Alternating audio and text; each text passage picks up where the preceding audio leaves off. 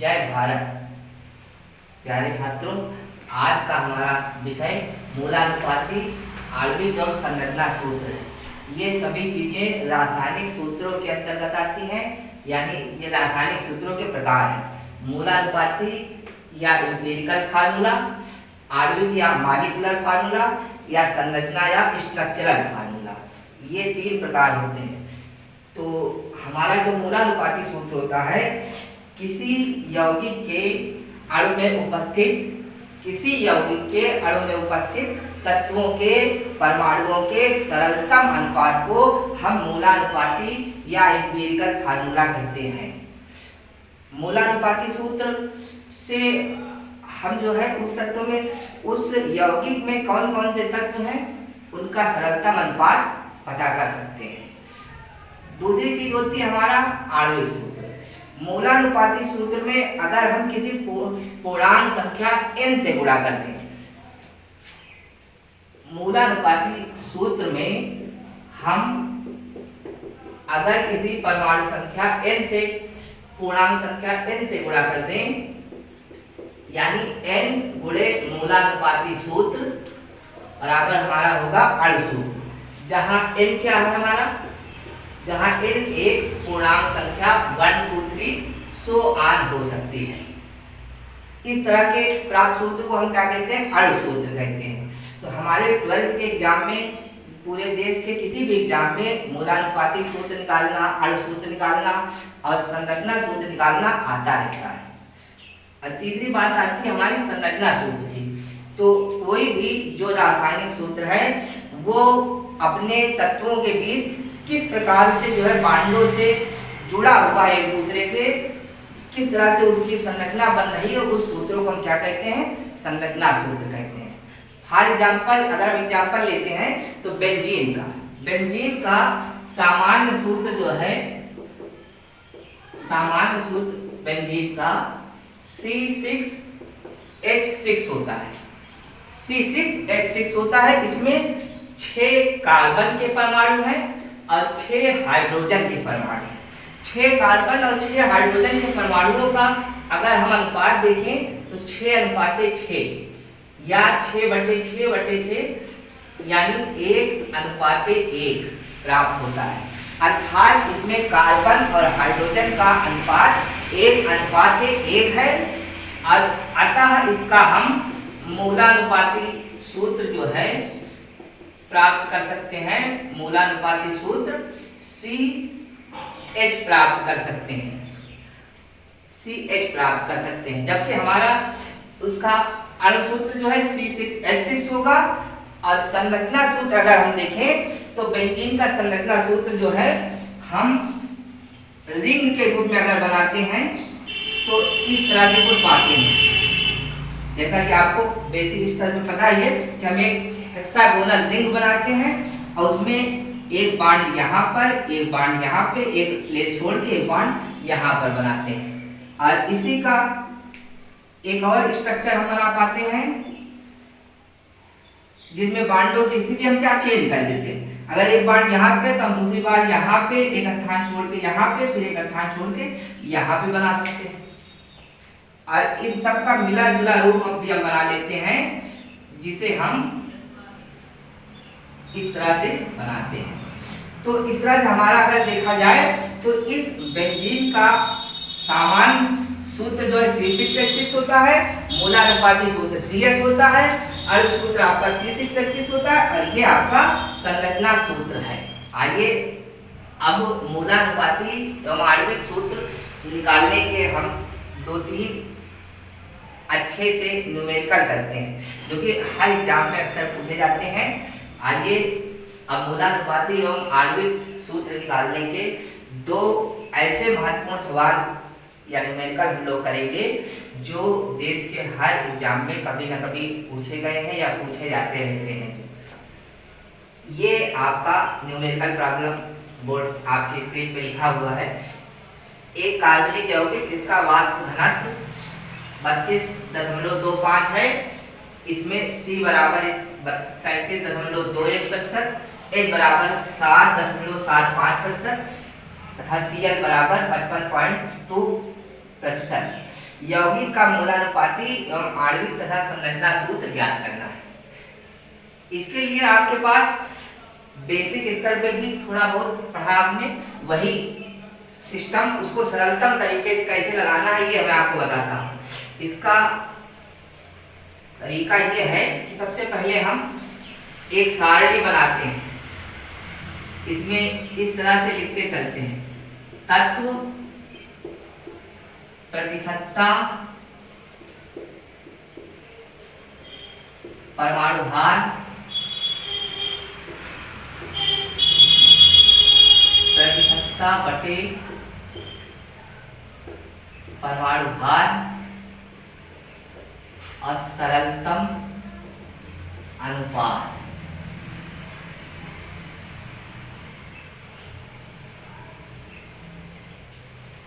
ये इतना बेसिक हिस्सा सभी 9, 10, 11, 12 के छात्रों के लिए भी बहुत महत्वपूर्ण होता है। अब इसमें तत्व हमारे पास क्या है? कार्बन C है, हाइड्रोजन H है, क्लोरीन Cl है, इनका लिख दिया गया। C की प्रतिशतता कितनी है? 37.21, H की 7.75, Cl की 55.2%। अगर हम परमाणु भार देखें तो कार्बन का परमाणु भार कितना होता है? 12, हाइड्रोजन का 1, क्लोरीन का 35.5 और प्रतिशतता बटे अगर हम परमाणु भार देखते हैं तो 37.21 बटे 12, 7.75 बटे 1 और 55.2 बटे 35.5 ये लिखते हैं। अब हम 12 से इसको भाग देते हैं। भाग देने का तरीका, 12 या 36, 1 और 2 हुआ, दशमलव लगाया, 12 पूरा पूरा कटता नहीं तो हम इसको काटेंगे नहीं। 1 से इसको भाग देंगे 7.75 भी देगा, इसको हम काट सकते हैं। अब अगर हम इससे इसको भाग देंगे तो 355 को 552, 355 से हम 552 को भाग देते हैं। ये तरीका समझिए, इसको सबको आ रहा है लेकिन फिर भी 355 से एक बार ले गए, 12 में से 5 गए 7 और 14 में से 5 गए 9, 4 में से 3 गए 1, तो हम लोग अब यहाँ एक 0 बढ़ाते हैं। अब 5 बार फिर ले जाते हैं, 5 पचम 25, 5 पचम 25, 2 27, 3 पचे 15 और 2 17, 10 में से 5 गए 5, 16 में से 7 गए 9 और 8 में से 7 गए 1, फिर वही लगभग आ गया, फिर 5 टाइम फिर जाएगा। इस तरह से हम यहाँ पे लिखते हैं 1.55। सरलतम अनुपात के लिए प्यारे छात्रों हम देखते हैं कि सबसे छोटी संख्या कौन है। दिए गए प्रतिशतता और परमाणु भार के अनुपात में सबसे छोटी संख्या हमारी कितनी है? 1.55। 1.55 से हम सभी संख्याओं को भाग करते हैं।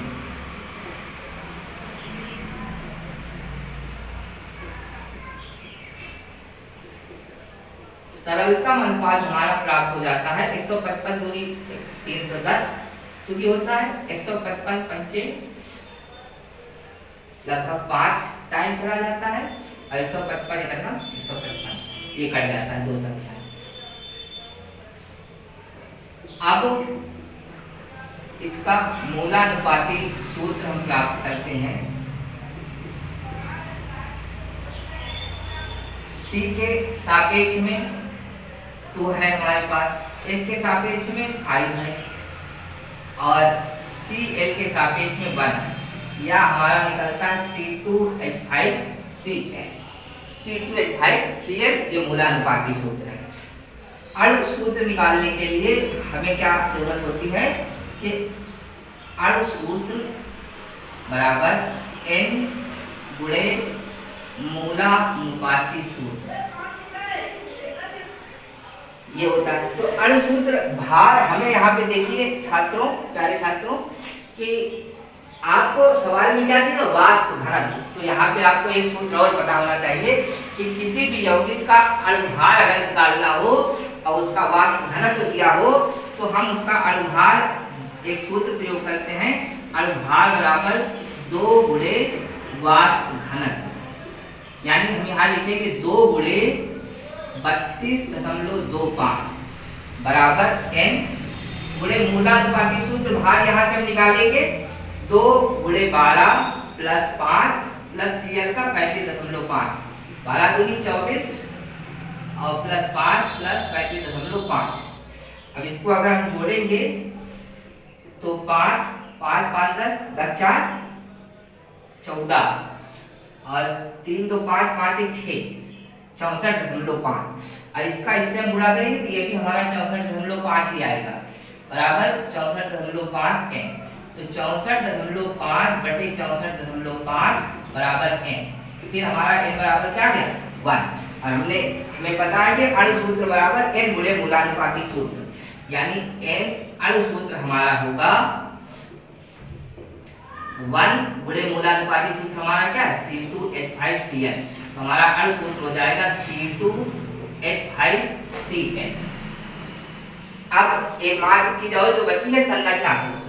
तो संरचना सूत्र के लिए हम सामान्य रूप से ये हमारे पास क्या है C2H5Cl, इसी को हम इस तरह से लिख सकते हैं। ये हमारा CH3 हो गया, ये CH2 और ये C, ये हमारा सामान्य संरचना सूत्र होता है। आपके स्क्रीन पर अगला सवाल यह है जिसमें एक कार्बनिक यौगिकों में कार्बन 40.57%, हाइड्रोजन 8.53%, नाइट्रोजन 23.65% तथा शेष ऑक्सीजन है। शेष ऑक्सीजन की जब भी बात आए तो हम जो भी बची हुई मात्रा है उसको हम निकालते हैं। जैसे इसमें ऑक्सीजन की मात्रा अगर हमें निकालनी है तो हम 100 में से 40.57, 8.53, 23.65 इन तीनों चीजों को हम हटा देंगे। हटाने पर जो है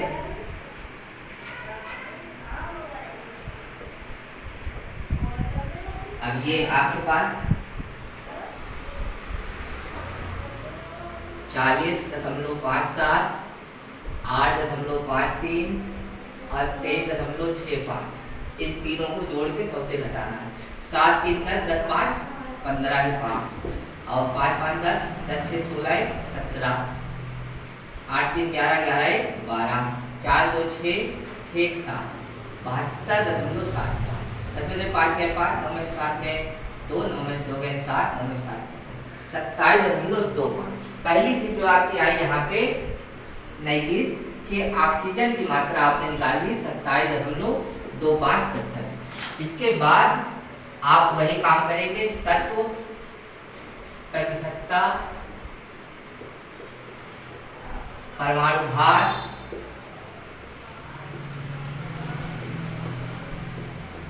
प्रतिशतता बटे परमाणु भार और सरलतम अनुपात। अब इसमें तत्व फिर आपके पास अपनी क्या है CHNO, 4 तत्व है आपके पास। कार्बन का अगर हम देखते हैं तो 40.57, हाइड्रोजन का 8.53, नाइट्रोजन का 23.65 और ऑक्सीजन का 27.25%। परमाणु भार आपका कार्बन का 12, हाइड्रोजन का 1, नाइट्रोजन का 14, ऑक्सीजन का 16। तो 40.57 बटे 12, 8.53 बटे 1, 23.65 बटे 14 और 27.25 बटे 16। अब हम इसको भाग देंगे, 12 × 36, 4 और 5 12 क्या 36, 4 और 5 9 और 7, 12 के 3.3। इससे हम 1 से 8.3 को भाग देंगे, 8.53 देगा। और इससे हम इसको भाग देंगे 14 कम 14, 6 और 3 9 और 6, 14 6 84 और 14 से भाग देंगे, इसको हम देख लेते हैं क्योंकि एकदम सही आना चाहिए। 14 कम 14 9 हुआ, हमने लगाया 14 6 84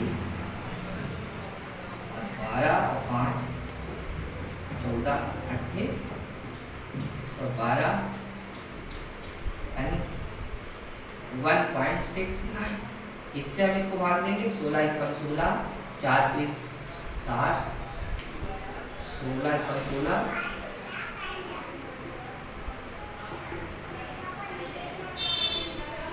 ये 11 बचा, 16 7 1.70 के बाद। अब आपका सरलतम अनुपात हम देखेंगे, सबसे छोटी संख्या कितनी है आपके पास 1.69। इससे सभी को भाग देंगे 8.53 बटे 1.69, 1.69 बटे 1.69, 1.7 बटे 1.69। 169 दूनी 338 होता है, 169 पंचे नियर अबाउट 845 के करीब होता है। ये भाई और यहाँ पर बन आ जाएगा, यहाँ पर बन आ जाएगा। इससे हमारा जो सरलतम जो सूत्र होगा, मूलानुपाती सूत्र जो होगा आपका C2H5NO हो जाए। अब C2H5NO का अणुभार निकाल लेते हैं। 2 गुणे 12 प्लस 1 गुणे 5 प्लस 14 प्लस 16, 12 दूनी 24 प्लस 5 प्लस 16 14 30, 30 50, 4 54 54 5 59। अब हमको n निकालना है, तो n बराबर हमारा होगा अणु सूत्र भार बटे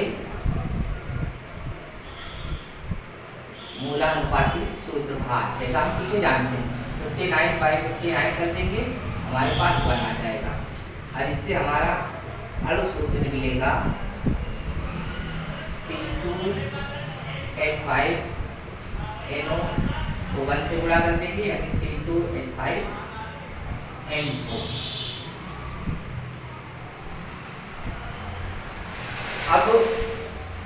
अब यहाँ पे एक नई बात यही चालू होती है हमारे पास। ये कह रहा है कि इसकी ब्रोमीन और कास्टिक पोटास से क्रिया कराने पर एक रंगहीन अमोनिया जैसी गैस निकलती है और HCl से धूल निकालती है। रंगहीन अमोनिया जैसी गैस निकालने का गुण जो है हमारे पास एक ही गुण रखता है, ज़्यादातर उसको हम एमाइड कहते हैं। इसका मतलब निश्चित रूप से ये हमारा जो अणु सूत्र आया है ये कोई ना कोई एमाइड है।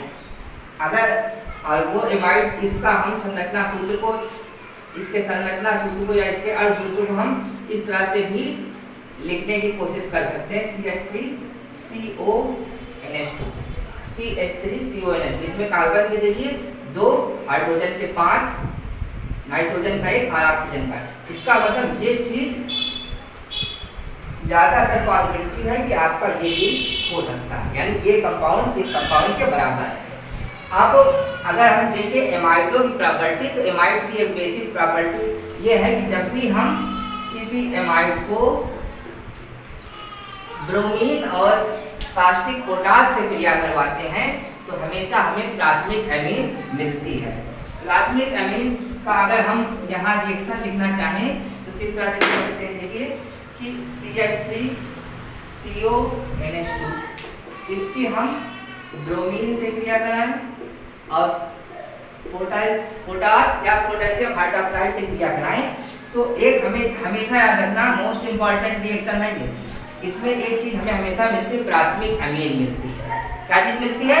प्राथमिक अमीन। प्राथमिक अमीन के अलावा हमारे पास जो है एक पोटेशियम ब्रोमाइड मिलता है, एक अणु जो है पोटेशियम कार्बोनेट का मिलता है और 2 अणु पानी के निकलते हैं इस रिएक्शन में। और यह गैस नाइट्रस अम्ल से क्रिया करने पर एल्कोहल व नाइट्रोजन गैस बनाती है।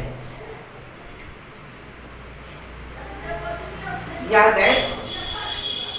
गैस का मतलब अगर हम ये लेते हैं CH3CONH2 प्लस नाइट्रस अम्ल से अगर क्रिया करते हैं,